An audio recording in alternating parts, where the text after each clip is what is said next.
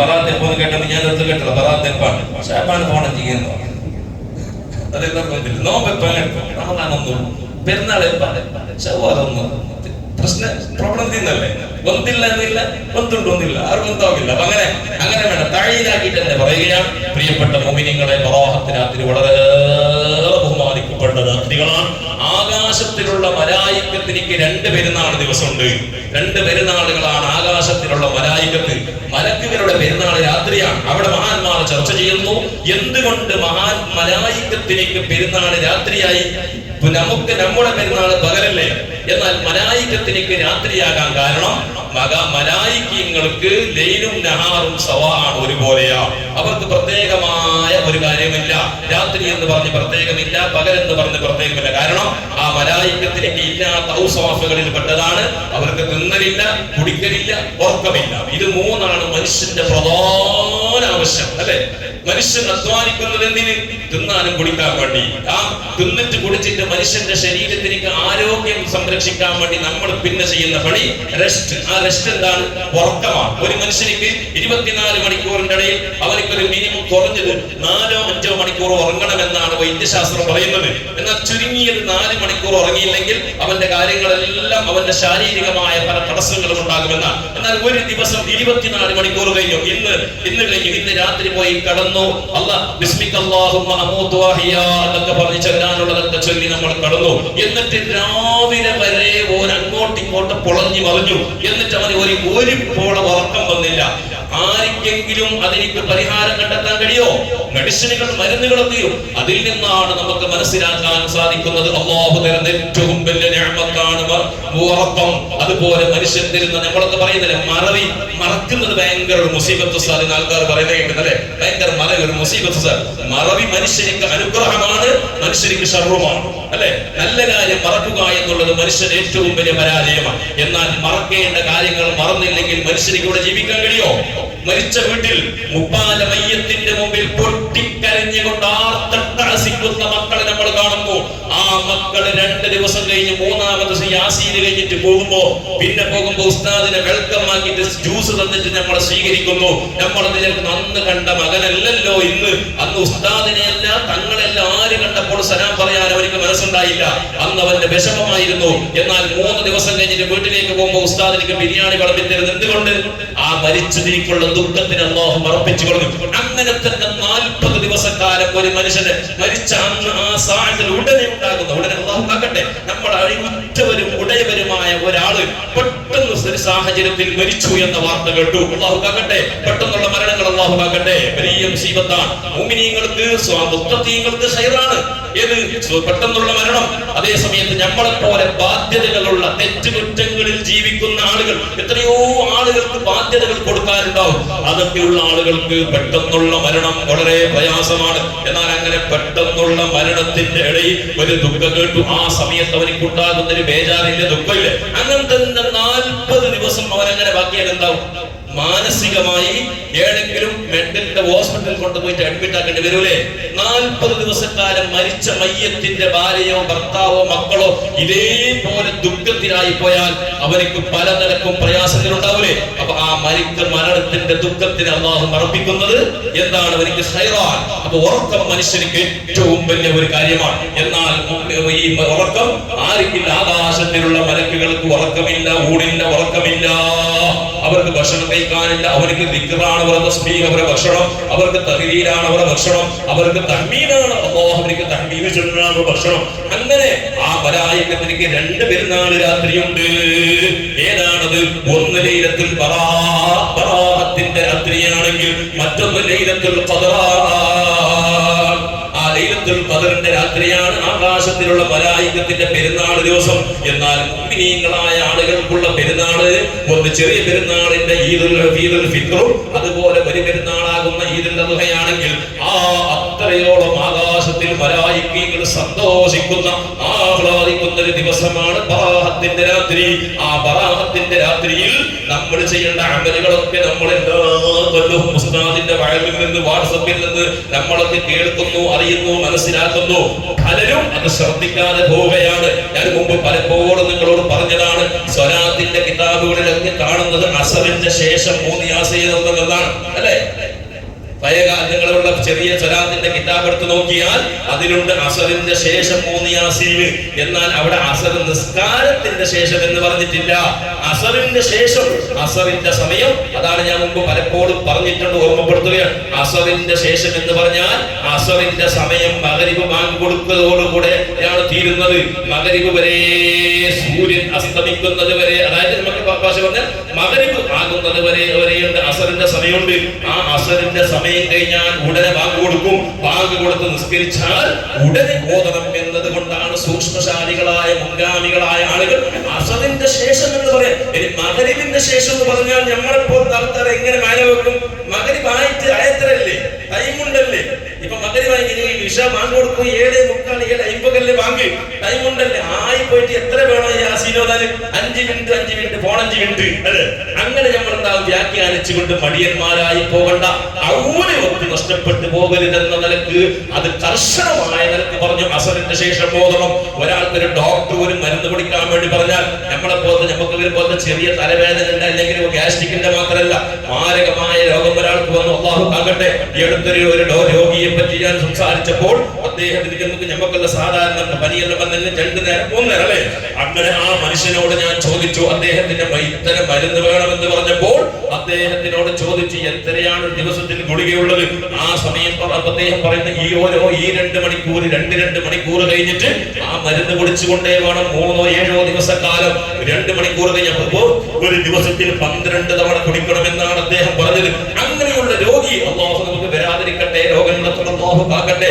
അങ്ങനെ ആ രോഗിക്ക് ഒരു ഡോക്ടർ മരുന്നിന്റെ ഒരു ഗുളിക കുടിക്കാനുള്ള സമയം ഇരുത്തുന്നാൽ അത് പഴയ സമയം ഫോളോ ചെയ്തുകൊണ്ട് അനുസരിച്ചുകൊണ്ട് ഞങ്ങൾ മരുന്ന് കുടിക്കുന്നു. എന്തേ? രോഗം ശിവയാകാൻ. എന്നാൽ ഹബീബുല്ലാഹി റസൂലുള്ളാഹി സ്വല്ലല്ലാഹു അലൈഹി വസല്ലം തങ്ങൾ പറഞ്ഞു, മഗ്രിബിന്റെ ശേഷം ഉടനെ നിസ്കാരം കഴിഞ്ഞാൽ, അതിന്റെ മറാത്തിബ് കഴിഞ്ഞാൽ ഉടനെ ഓതണം 3 യാസീൻ.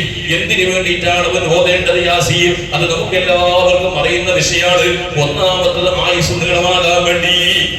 ആയുസ്സുകളാകട്ടെ 85 വയസ്സായിട്ട് 90 വയസ്സായിട്ട് എല്ലാവരും റിജക്ട് ആക്കിയ ആചാരോട് പോയിട്ട് നമ്മുടെ നാട്ടിൽ അങ്ങനെ തോന്നില്ല. ഉണ്ടെങ്കിൽ എന്നെ ചൊല്ലണ്ട, നമ്മുടെ നാട്ടിൽ 90 വയസ്സായിട്ട് അങ്ങനെ മരിക്കല് ഉണ്ടെങ്കിൽ, അല്ലെങ്കിൽ 110 വയസ്സായ ആചാരം ഉണ്ട്. ആചാരെ എങ്ങനെ മരിക്കുന്നുണ്ട്? ഉസ്താദെ ആയുസ് നീളാകുന്നത് വേർക്കറു. ഇങ്ങനെയാണ് നമ്മൾ ആശയല്ലേ? എത്രയും കിട്ടിയത്ര കിട്ടട്ടെ, എക്സ്ട്രാ ബാലൻസ് വന്നത്ര വരട്ട്. അങ്ങനെയാണ് നമ്മൾ ആഗ്രഹമെങ്കിൽ അങ്ങനെ ആയുസ് നീളമാകുക എന്നുള്ളത് ദുആ ചെയ്യാൻ നിമിത്തങ്ങൾ കൽപ്പനയുണ്ട്. ആയുസ് പെട്ടെന്ന് മരിപ്പിക്കാൻ വേണ്ടി ദ്വാരക്കാൻ പാടില്ല. എന്നൊന്ന് മരിപ്പിച്ചത് പഠിക്കാൻ അല്ലാഹുവിന്റെ കൽപ്പനയില്ല, നിമിത്തങ്ങൾ അനുവദിച്ചിട്ടില്ല. അങ്ങനെ ആയുസ് നീളമാകണം. യാസീൻ തുടങ്ങിയത് മുതൽ ബിസ്മി കൊണ്ട് തുടങ്ങി യാസീൻ തുടങ്ങിയിട്ട് തീരുന്നത് വരെ മറ്റുള്ള ശുഭരുണ്ടാകരുത്. വേറെ ചിന്ത, കച്ചവട ബാനെ, ബിസിനസ്, അവിടെ ഫോണാക്കി പോണോ, മെസ്സേജ് ആക്കി പോണോ, വാട്സപ്പിൽ അതൊന്നും ഉണ്ടാകാൻ പാടില്ല. നീയത്ത് ഒന്നേ ഒന്ന് അല്ലാഹ്. എന്തിനാണ് ആയുസ്? മുഅ്മിനായ മനുഷ്യനിക്ക് എന്തിനാണ് ആയുസ്?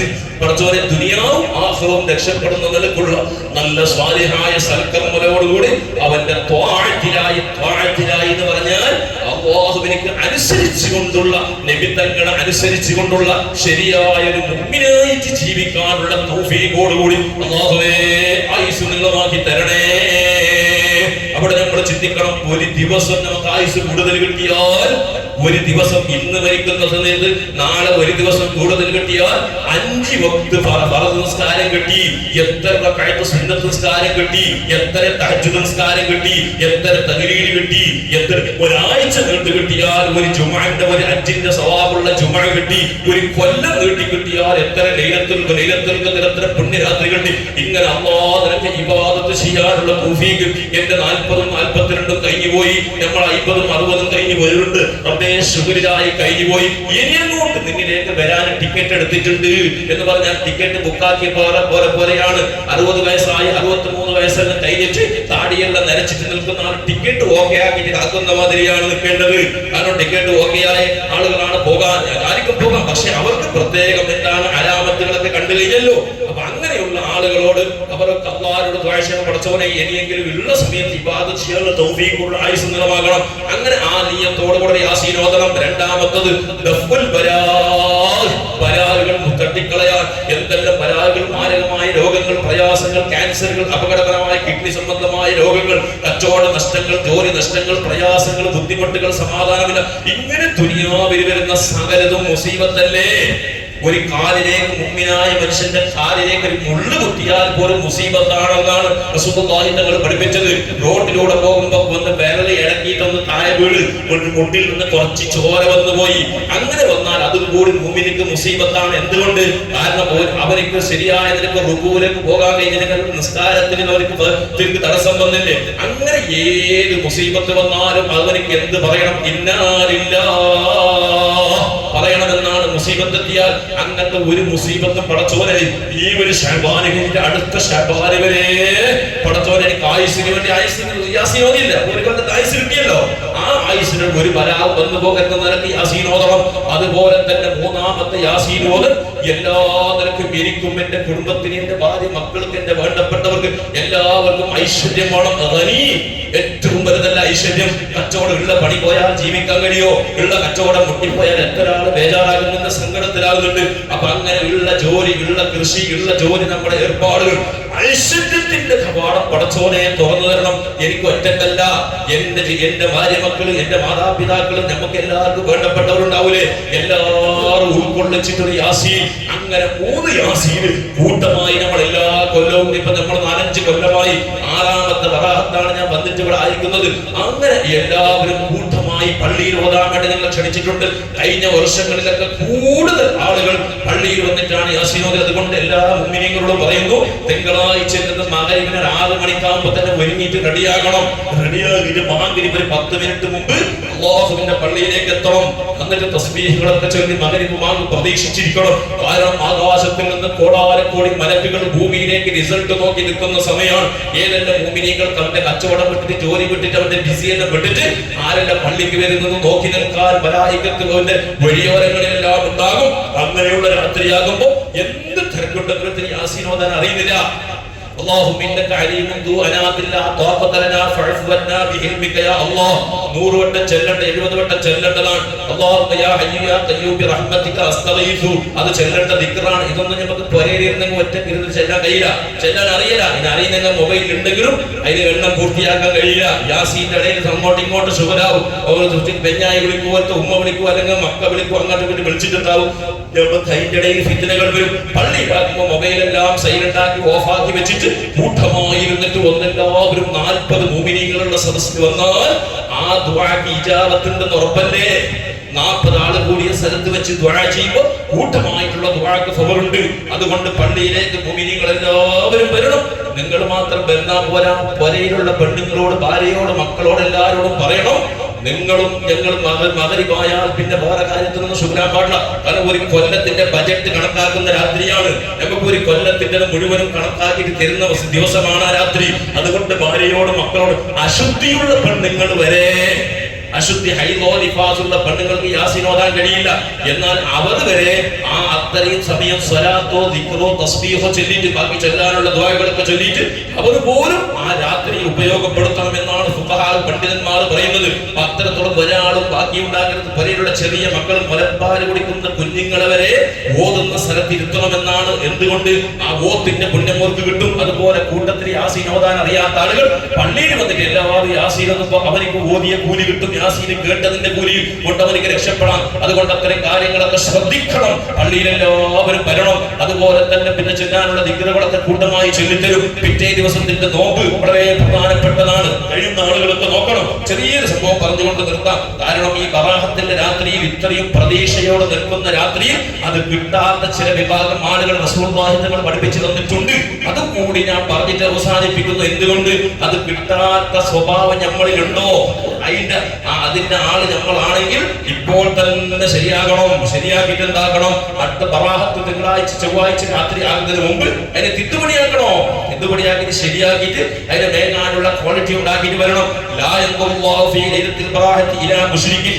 അല്ലാഹു സുബ്ഹാനഹു വ തആല ലൈലത്തുൽ ഖദറിന്റെ രാത്രിയിൽ നോക്കാത്ത, അല്ല മൈൻഡ് ചെയ്യാത്ത ആളുകളുണ്ട്. അല്ല മൈൻഡാക്കൂല. അല്ല മൈൻഡാക്കിയില്ലെങ്കിൽ എന്ത് ആചാരം പരക്ക് പോയിട്ടാകുമ്പോ ആചാരം മൈൻഡാക്കിയില്ലെങ്കിൽ നമുക്ക് എത്ര ബേജാറാണ് അല്ലെ? ഉസ്താദിന്റെ റൂമിലൊക്കെ വന്നിട്ട് ഉസ്താദ് മൈൻഡാക്കിയില്ലെങ്കിൽ എന്തെല്ലാം കംപ്ലൈന്റ് ഉണ്ടാവും അല്ലെ? ഞങ്ങളുടെ മുണ്ടിത്ത നോക്കിത്ത എത്ര ചെല്ലാൻ എത്ര ആളുണ്ടാവും. വന്നനെയില്ല, അത് വേറെ വിഷയം. വന്നനെ അവനോട് കേൾക്കണം, എപ്പോ വന്നിറങ്ങ, വന്നിട്ടില്ല പോയിട്ടില്ല മുണ്ടിത്ത.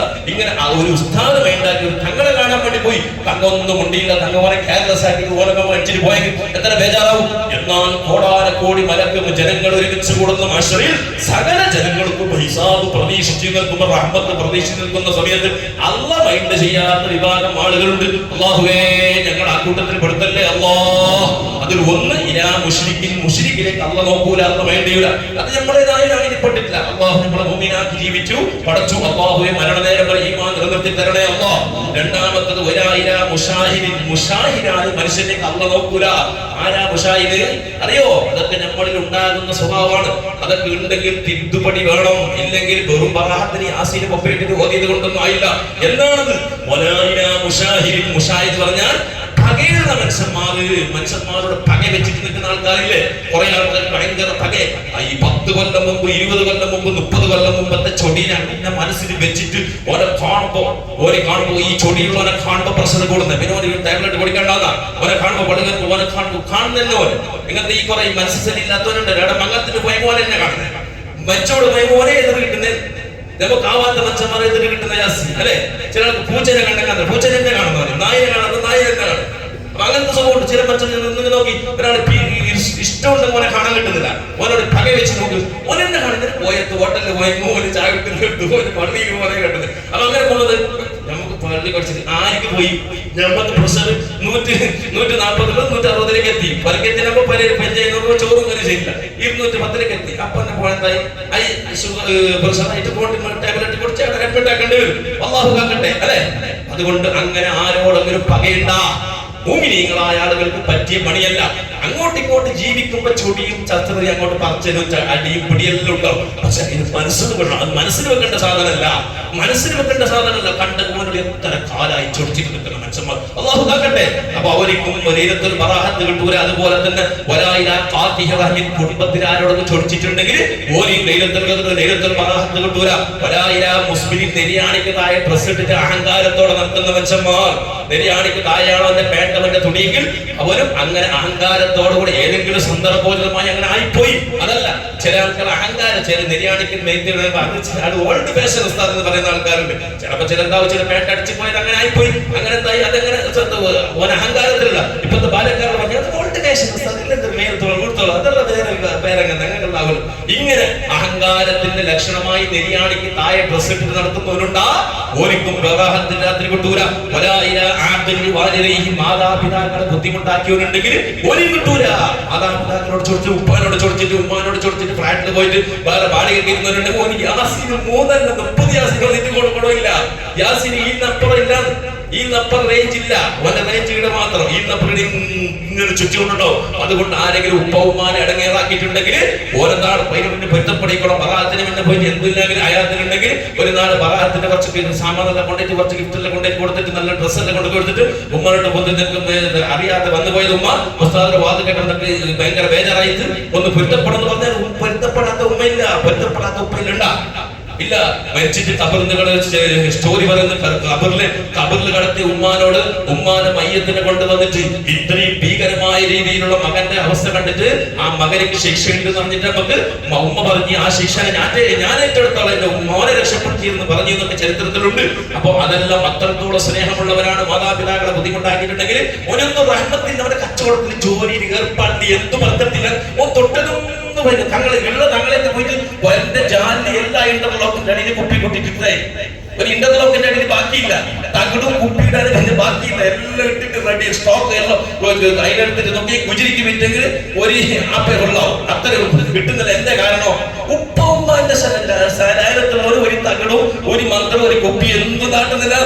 അതുകൊണ്ട് അത് പ്രത്യേകം ശ്രദ്ധിക്കണം. അതുപോലെ തന്നെ വിശദീകരിക്കേണ്ട വിഷയമാണ്. ശരിക്കും സമയമില്ല. കാരണം ഇത്രയും പറഞ്ഞത് 4 ആഴ്ച വന്നില്ലേ, 2-3 ആഴ്ച എല്ലാം കൂട്ടിയാൽ മതി. 10 മിനിറ്റ് ലേറ്റായി ചെല്ലേക്ക് മതി. അപ്പൊ ഇത് 10 മിനിറ്റ് ലേറ്റാക്കിയിട്ട് അപ്പൊ നീ ചാണോ അത് തന്നില്ല 100 റെസ്റ്റ് തന്നില്ല അതിൽ കവറാക്കി തന്നെ അങ്ങനെ വിചാരിച്ചിട്ടുണ്ടെങ്കിൽ അപ്പൊ ഏതായാലും ഒരാ പൊതുവിനെ സംഭവം കള്ളുപിടിക്കുന്നോണ്ട് പറഞ്ഞിട്ട് ഇപ്പൊ അത് സംഭവം എന്ന് പറഞ്ഞാൽ മയക്കുമരുന്ന് ഉപയോഗിക്കുന്ന ആളുകൾ മനുഷ്യന്റെ മൈൻഡിലേക്ക് തകരാറാകുന്ന എന്തെങ്കിലും ഗാഞ്ച പൂജ അങ്ങനത്തെ ഒരുപാട് എന്തെല്ലാം ഉണ്ട്. അതൊന്നും ഞാൻ പറയുന്നില്ല, നിങ്ങൾക്കറിയൂ. അങ്ങനെയുള്ള ആരെങ്കിലും യൂസ് ആക്കുന്നവരുണ്ടെങ്കിൽ ഓന് കിട്ടേല, ഓന് ധൈര്യത്തിൽ ബറാത്തില്ല, ധൈര്യത്തിൽ കഥവില്ല. അങ്ങനത്തെ മക്ക വരയിലുണ്ടെങ്കിൽ ഓനെ തച്ച് പുറത്താക്കണം. ഒച്ചനെ കേൾക്കുന്നുണ്ടെങ്കിൽ എങ്ങനെ കൊണ്ടുപോയി ബുദ്ധി പഠിപ്പിക്കണോ, ഭർത്താക്കണം എന്ന് പറഞ്ഞാൽ റോട്ടിൽ കൊണ്ടിട്ട് വിടണമെന്നല്ല. അങ്ങനത്തെ മക്കൾ നന്നാക്കണേ. എന്റെ മോൻ എന്തില്ല, എന്റെ മോന് ശരിയുള്ള എല്ലാവരും മോനും ചെന്ന് അങ്ങനെ റോഡിൽ കള്ളു ഓടിച്ചിട്ട് കൊടുത്ത് മസ്തായിട്ട് വീണ്ടും പോലീസുകാരെ കൊണ്ടിട്ട് ജയിലിലിട്ട് ജയിലിൽ നിന്ന് പോലീസുകാർ വിളിച്ചിട്ട് എന്റെ മോൻ അങ്ങനെ ആക്കില്ല. ആരും ചെയ്തതിന് എന്റെ മോൻ അങ്ങനെ ആക്കുന്നത്. അതുകൊണ്ട് അത്തരം മക്കളുണ്ടെങ്കിൽ ഉപദേശിക്കണം, നന്നാക്കണം. കുടുംബത്തിൽ ഐശ്വര്യം ഉണ്ടാകണം, നന്നാകണമെങ്കിൽ ഇത്തരം കാര്യങ്ങളൊക്കെ ശ്രദ്ധിക്കണം. ജമാഅത്തിന്റെ കാര്യത്തിൽ നമ്മൾ ശ്രദ്ധിക്കണം. നല്ല മനോഹരമായ നല്ല കാർപ്പറ്റ് പള്ളി കാണുമ്പോ പോയിട്ട് നല്ല ചന്തത്തെ കാർപ്പറ്റ് ഓന് കാണുമ്പോ വേണ്ട വലിയ സേവനം. ഓരോ രണ്ടാമത് കാർപ്പറ്റ് ഉണ്ടാ നോക്കണമെങ്കിൽ ആ കാർപ്പറ്റ് അങ്ങനെ ഉണ്ട് ചേഞ്ച് ആക്കി വേണ്ട വലിയ സേവനം. അങ്ങനല്ല, പള്ളിക്ക് വരണം, ജമാഅത്തിലേക്ക് വരണം. ഇനി 10-15 ദിവസം ആദ്യത്തെ റമദാനിലേക്കുള്ളത്. ഇത്രയും മനോഹരമായ പള്ളി, എത്ര ആളുകൾ പള്ളിക്ക് പൈസ കൊടുത്തത്. ഈ കാർപ്പറ്റ് പൈസ ഇപ്പൊ ഓർമ്മ വരുന്ന ഒരു മനുഷ്യൻ 1200 രൂപ തന്നിട്ട് എന്നോട് പറഞ്ഞു, ഉസ്താദ് 2000 ഫുള്ള് തരാൻ എന്റെ കയ്യിലില്ല. ഇന്ന് ഞങ്ങൾക്കത് ആ ദുഃഖാരംഗം ഓർമ്മ ബേജാറാകുന്നു. ആ മനുഷ്യൻ 2000 ആണ് നമ്മൾ വെച്ചിട്ട് വാങ്ങിയത്, ഒരു സ്ക്വയർ ഫീറ്റ് ഒരു മുസലിന്റെ പൈസ അല്ലേ. എന്നിട്ട് അദ്ദേഹം പറഞ്ഞു, ഉസ്താദ് തരാൻ വലിയ ആഗ്രഹമുണ്ട്, പക്ഷെ 1100 എനിക്ക് ഭർത്തിയാക്കാൻ കഴിഞ്ഞിട്ടുള്ളൂ. ഇങ്ങനെ നീയത്തോടുകൂടി തന്ന മനുഷ്യന്മാരുടെ പണമാണ് ഈ പൈസ. ഈ പൈസയിലൂടെ എത്രയോ ആളുകൾ 1000, 2000, 5000 എന്റെ കയ്യിലാണ് ഏകദേശം കാർപ്പറ്റിന്റെ പൈസ തന്നത്. എനിക്ക് ഓരോരുത്തരും ഇങ്ങനെ മനസ്സിൽ ഓർമ്മ വരുന്നു. അവർ അധ്വാനിച്ചുണ്ടാക്കി പൈസയിൽ നിന്ന് 1000, 5000, 2000, 10,000, 50,000 ലക്ഷങ്ങളൊക്കെ തന്ന ആളുകൾ. ഇതൊക്കെ നമുക്ക് കൂലി കിട്ടണ്ടേ? കൂലി കിട്ടണമെങ്കിൽ പള്ളി ചന്തായി പറഞ്ഞിട്ട് 4 സ്റ്റാറ്റസ് വീഡിയോ ആക്കിയിട്ട് ഈ ദുനിയാവ് കൊടാഞ്ഞ പള്ളി ചന്തായി ഒരേ ഫലമില്ല. എന്ത് വേണം? നമ്മൾ ഇതിന്റെ ഫലം മുതലാക്കണം. മരിച്ചു പോയവർക്ക് മുതലാകണം. പള്ളിയിൽ ജമാഅത്തിലേക്ക് വരണം, നിസ്കാരത്തിലേക്ക് വരണം. നിസ്കാരം ഇല്ലാത്ത മനുഷ്യന് എന്ത് മുമ്പിന് എന്തവർക്ക് എന്തുണ്ടായിട്ട് എന്ത് കാര്യം? അതുകൊണ്ട് കൃത്യമായി ജമാഅത്തിന്റെ കാര്യത്തിൽ ശ്രദ്ധിക്കണം. എത്രയോ ആളുകൾ കാർപ്പറ്റിന് പൈസ തന്നവർ ആ പള്ളിയിൽ കാർപ്പറ്റിന് 2 റക്അത്ത് നിസ്കരിക്കാൻ കഴിയാതെ പള്ളിക്കാട്ടിൽ പോയി കിടന്ന മുഅ്മിനീങ്ങളുടെ നമുക്ക് ഓർമ്മയില്ലേ? നമ്മുടെ ജമാഅത്തിന്റെ 2 കൊല്ലത്തിന്റെ ഇടയിൽ മരിച്ചുപോയ ആളുകൾ, അവർക്കൊക്കെ അല്ലാഹുവിന്റെ മിഥ്ലവാദ് കൊടുക്കട്ടെ. അവർ ഖബർ ജീവിതം അല്ലാഹു സന്തോഷത്തിലാക്കട്ടെ. അല്ലാഹു നമ്മുടെ ഈ പള്ളിക്ക് വേണ്ടി സഹായിച്ചവർ അല്ലാഹു സഹായിക്കട്ടെ. ഖിയാമത്ത് നാളോളം ഈ പള്ളിയുടെ ഇസ്സത്ത്, ഈ നാടിന്റെ ഇസ്സത്ത് അല്ലാഹു ഉയർത്തി തരട്ടെ. അല്ലാഹുവേ, ഞങ്ങളുടെ നാട്ടിലുള്ള മുഅ്മിനീങ്ങൾ മുഅ്മിനാത്തുകൾക്ക് എല്ലാവർക്കും നീ ഖൈറും ബറക്കത്തും റാഹത്തും പ്രദാനം ചെയ്യണേ റഹ്മാനേ. എല്ലാവരുടെ കച്ചവട ജോലികളിൽ നീ ബറക്കത്ത് നൽകണേ അല്ലാഹ്. ഇസ്സത്തും ഐശ്വര്യവും റാഹത്തും സന്തോഷം നൽകി കൊടുക്കണേ റഹ്മാനേ. പെട്ടെന്നുള്ള മരണങ്ങളെ തൊട്ട് അപകട മരണങ്ങളെ തൊട്ട് നീ കാത്തു സലാമത്താക്കണേ അല്ലാഹ്. പഠിച്ചവനെ, ഞങ്ങളുടെ മാതാപിതാക്കൾ രോഗികളാണ്, അവർക്ക് നീ ശിഫ നൽകണേ റഹ്മാനേ. ആഫിയത്തുള്ള ദീർഘായുസ്സ് നൽകണേ അല്ലാഹ്. അതുപോലെ കൂടിയ ഓരോരുത്തരുടെ രോഗങ്ങൾ, ഞങ്ങളുടെ മാതാപിതാക്കളുടെ രോഗങ്ങൾ, ഞങ്ങളുടെ ഭാര്യമക്കളുടെ രോഗങ്ങൾ എല്ലാം ഷാഫിയായ കാഫിയായ റബ്ബ് ഈ ശഅബാൻ മാസത്തിന്റെ ബറക്കത്ത് കൊണ്ട് ശിഫ നൽകണം റഹ്മാനേ. മാരകമായ രോഗങ്ങളാൽ ഞങ്ങൾ ആരെയും നീ കടത്തല്ല റഹ്മാനേ. ഞങ്ങൾ നീ പരീക്ഷിക്കണ്ട റഹ്മാനേ. അല്ലാഹുവേ, ഞങ്ങളുടെ ജോലിയിൽ നീ ബറക്കത്ത് നൽകണം റഹ്മാനേ. തിരക്കും കച്ചവടവും ഷോപ്പിൽ പോകേണ്ട അത്യാവശ്യങ്ങൾ ഉണ്ടായിട്ടും ഈ വഴി കേൾക്കാൻ വേണ്ടി ശഅബാനിനെ ബഹുമാനിച്ച് പള്ളിയെ ബഹുമാനിച്ചിരുന്ന മുഅ്മിനീങ്ങളുടെ എല്ലാ കാര്യങ്ങളും നീ ഏറ്റെടുക്കണം അല്ലാഹ്. ഞങ്ങളെ അവരെ നീ ഫൈവാക്കി നീ തട്ടിക്കളയല്ല റഹ്മാനേ. ദുആകളെ നീ ഖബൂലാക്കണേ അല്ലാഹ്. ചൊല്ലിയത് പറഞ്ഞത് കോട്ടത് ഈ ഇതിന്റെ സംഭാവന ചെയ്തത് എല്ലാത്തിന്റെയും ഇതിൽ സവാബി പള്ളിയുടെ ചുറ്റുഭാഗത്ത് മരിച്ചവരുന്നത് നമ്മുടെ മാതാപിതാക്കൾ വേണ്ടപ്പെട്ടവർ, ഭാര്യമാർ മരിച്ചവരുണ്ട്, മക്കൾ മരിച്ചവരുണ്ട്, ഉമ്മമാർ മരിച്ചവരുണ്ട്. എല്ലാവരുടെ കബറുകളിലേക്ക് എത്തിക്കണേ അല്ലാഹ്. ആഖിറം വെളിച്ചമാക്കണേ അല്ലാഹ്. ഖബറിൽ ചെന്ന് നീ രക്ഷ നൽകണേ റഹ്മാനേ. ജന്നത്തുൽ ഫിർദൗസിൽ ഒരുമിച്ച് കൂട്ടണേ അല്ലാഹ്. ബിഹഖ് സയ്യിദിനാ മുഹമ്മദിൻ സ്വല്ലല്ലാഹു അലൈഹി വസല്ലം. അല്ലാഹുമ്മ